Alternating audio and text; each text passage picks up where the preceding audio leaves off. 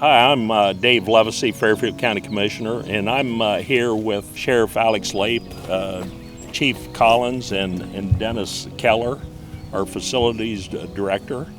And we're here at Fairfield County's Sheriff's Training Facility here in Madison Township.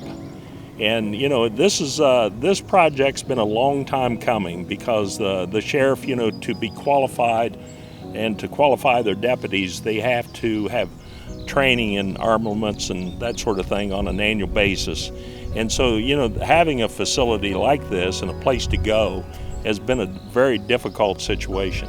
So I've been a commissioner for about 10 years, and I was approached by then Sergeant Collins, who's now Chief Collins.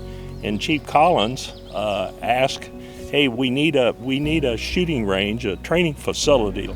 But I've approached the commissioners in the past, and there hasn't been any agreement to do that. And so what happened was through Republic Waste, they donated about 30 acres at an ideal location to build a facility like this.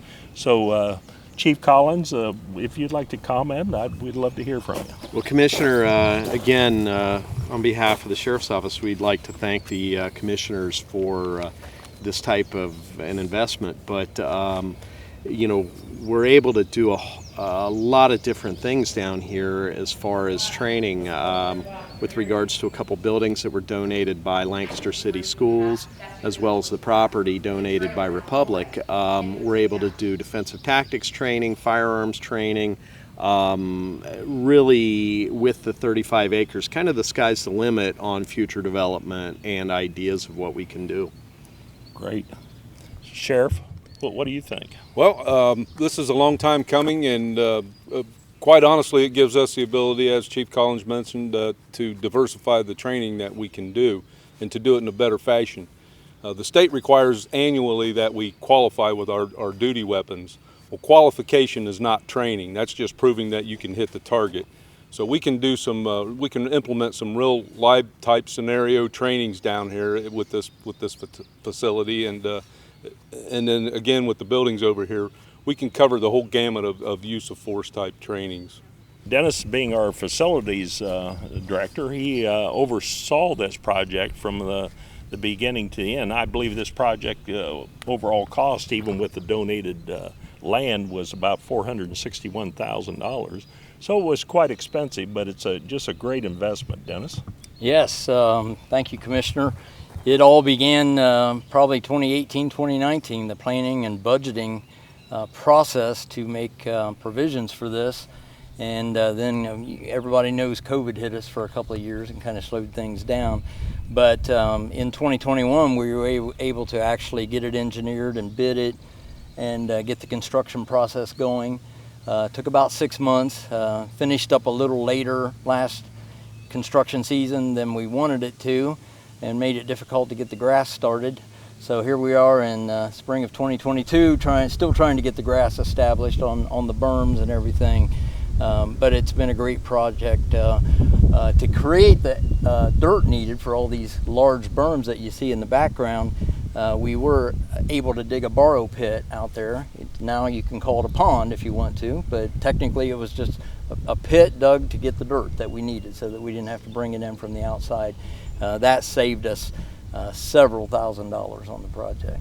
So. And Dennis, there is an EPA requirement when we build a facility like this, so if you could talk about that a little bit. Yes, we included a subsurface drainage system. So when it rains, obviously there's runoff off of these berms, these piles of dirt that you see in the background. Once they are contaminated with lots of lead from the bullets, that runoff then can cause lead runoff into the water. So that's all captured in a drainage system that goes out to the creek over there in the tree line. There's inspection ports and manholes and things where we can test that and comply with all EPA regulations. Very good. And Chief and Jared, would you want to tell us a little bit about what we're seeing here, how this actually functions? Sure. This range is what's deemed as range 1 or a short range. This is primarily used for handgun caliber, shotgun.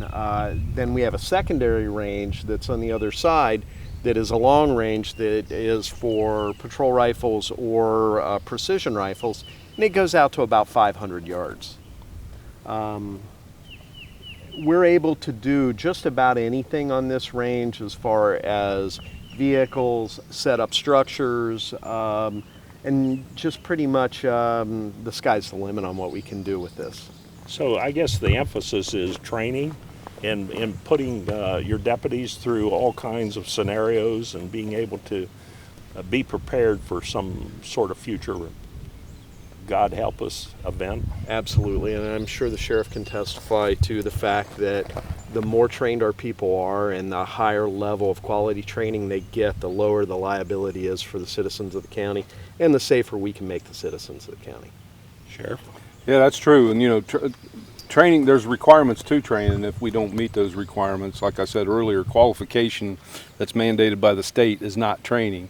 That's the minimum training that you have to do, and this gives us the ability to be creative and create scenarios and use vehicles and do different types of movements and things like that with a live fire training exercise.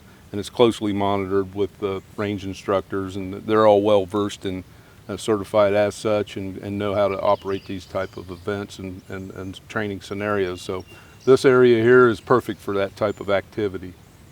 There's probably very few facilities like this throughout Ohio, I would imagine. Right, at least not this professionally designed and with the general plans that are in place on this as far as the environmental, even down to we have plans on monthly testing the decibel levels on the sound that's coming out of the property, because that is an absolute major concern for us to have and be good neighbors. Right. And this is in a very remote area, so consequently, as you mentioned, good neighbors, it's very important that we be good neighbors. And if something's going on in the neighborhood, we want to know about it. Yes, and so far the neighbors love us. Yeah, well, good. Anything to add, Sheriff? Well, as you mentioned, the ranges that do exist throughout the state, a large percentage of those are indoor type ranges. And what you can do in an indoor range is pretty much relegated to the space, and there's usually not very much. The exposure, lead contaminants to the folks that actually work inside those ranges, range instructors, people that are participating in the shooting exercises, there's requirements to get blood testing done. We don't have to worry about any of that out here in this outdoor open range. And we train like it's real, and if it's raining, we're training. So we're not going to stop just because of sprinkling a little bit, and it's going to give it even more of a real life type feel. Well, as you know, in Fairfield County, we, the commissioners, and as well as the community, is very supportive of our law enforcement. We want to provide them the best and the best training possible. And Sheriff and Chief, I think you're providing that through your proactive policies. Yep, and we appreciate the opportunity the commissioners have given us to conduct that kind of training. Dennis, anything to add? No, I think it's been a very successful project, and look forward for years ahead. Well, thank you, Fairfield County, and thank you for allowing me to be one of your commissioners.